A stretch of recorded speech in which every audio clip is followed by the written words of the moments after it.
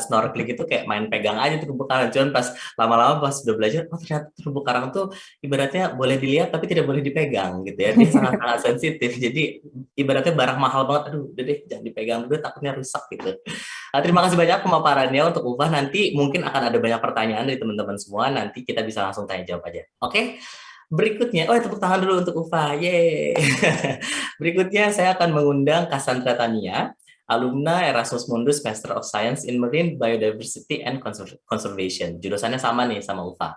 Saat ini profesinya sebagai Regional Biodiversity Specialist of Arafura and Timor Seas Ecosystem Action Phase 2 atau sering disebut ATSEA 2.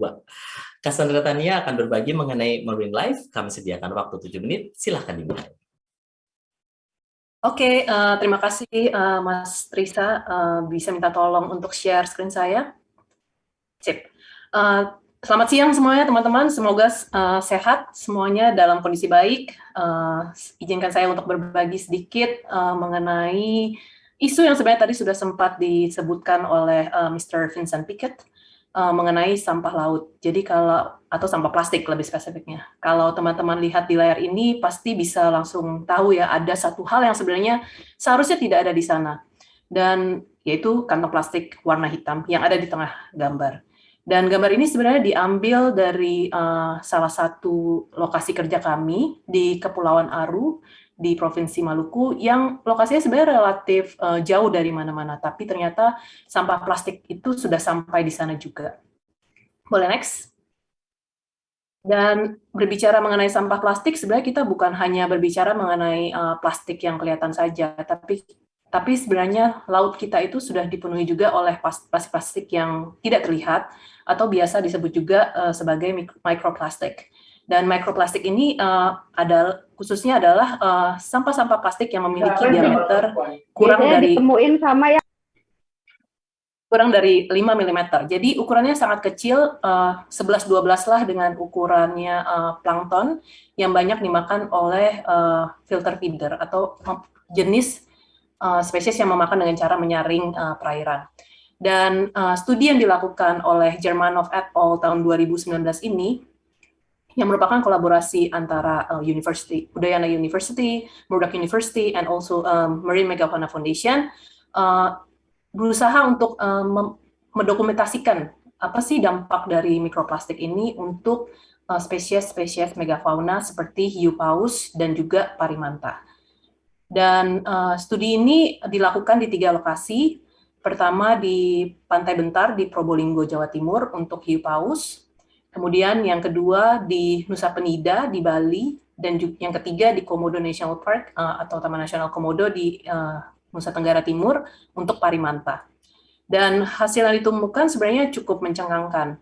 Dari hasil studi yang dilakukan, ternyata hiu paus diestimasi memakan kurang lebih 137 potongan plastik per jamnya. Sementara parimanta memakan sekitar 63 potongan plastik per jam. Dan mungkin dalam waktu singkat mungkin tidak terasa gitu, belum terasa dampak dari mikroplastik ini. Tapi dalam jangka panjang, jika terus diakumulasi di dalam tubuh hiu paus maupun parimanta, akan ada efeknya, baik itu untuk kesehatan, untuk pertumbuhannya, maupun juga untuk sistem reproduksi. Boleh next?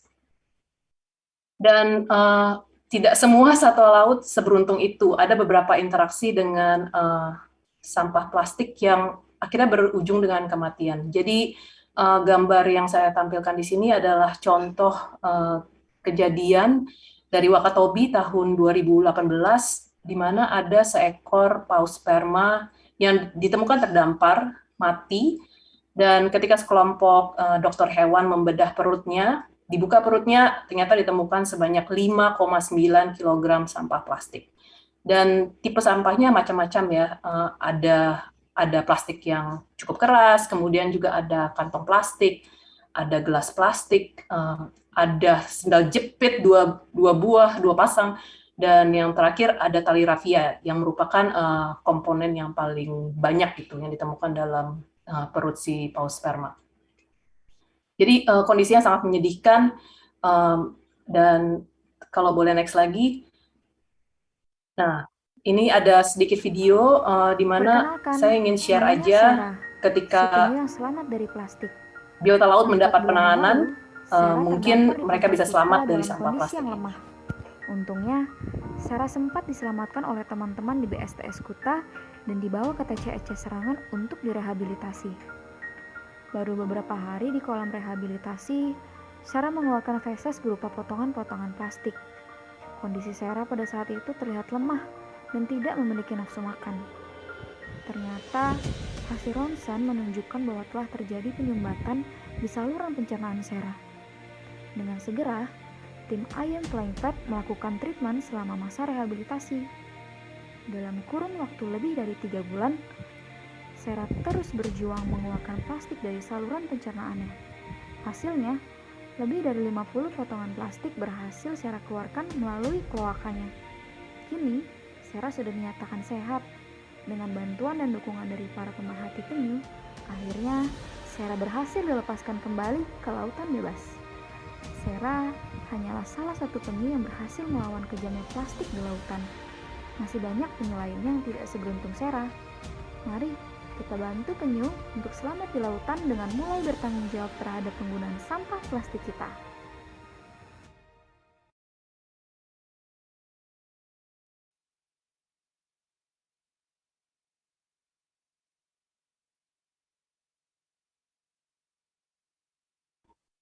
Oh, sorry, tadi saya muted myself and then nggak bisa unmute lagi.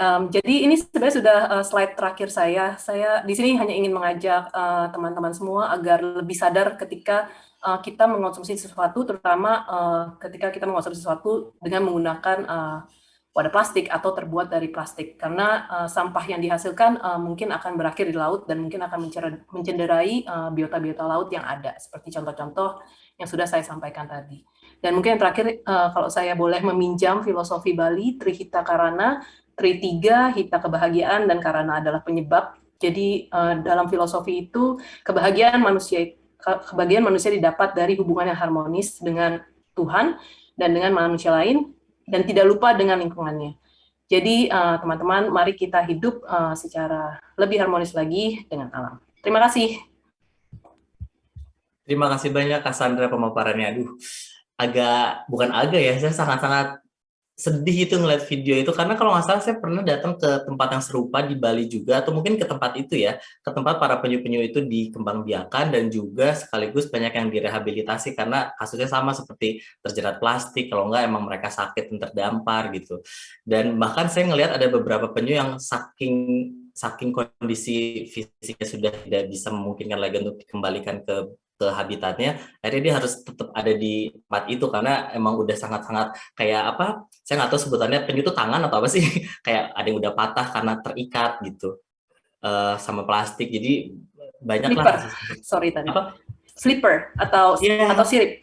Iya, siripnya kayak udah ada yang patah gara-gara apa terjerat sama-sama plastik. Dan ya emang ini ya apa, kita tuh masa iya sih kita tuh harus diliatin sama video-video menyedihkan dulu baru kita akan sadar gitu sama bahaya plastik. Kalaupun kita ibaratnya nggak peduli sama penyu, peduli sama diri sendiri, boleh nggak sih kalau misalkan penyu pada mati terus nanti ekosistem di lautan rusak, kan dampaknya sama kita juga. Jadi kita harus milih, pokoknya apapun yang terjadi sama alam ini dampaknya langsung sama kita gitu. Nggak ada yang apapun terjadi di luar sana nggak berdampak sama kita gitu ya Cassandra ya. Benar banget. Terima kasih banyak untuk pemaparannya. Berikutnya kita akan mendalami lagi tentang sampah ini bersama Hanif Falah. Hanif adalah kita sudah bertemu sebelumnya sebagai Erasmus Country Representative dari 2019 sampai 2021 yang sudah lengser digantikan oleh Dwi Fitria, dan sekarang bekerja pada Marine Plastics Issue. Untuk Hanif saya sediakan waktu 7 menit, silakan dimulai. Terima kasih Mas Trisa. Ini Mas Trisa emphasize terus ya, saya udah lengser. Jadi canda ya Mas. Ya perkenalan dikit ya. Saya Indonesia Country Representative dan of course alumni. Kemudian saya juga alumni dari MSc Environmental Technology and Policy from Imperial College London. Dan sekarang saya bekerja sebagai Senior Program Manager for Indonesia and Marine Plastics di CSIRO, lokasinya di Australian Embassy in Indonesia. Jadi itu Science and Research agensinya Australia. Next. Nah, sebenarnya foto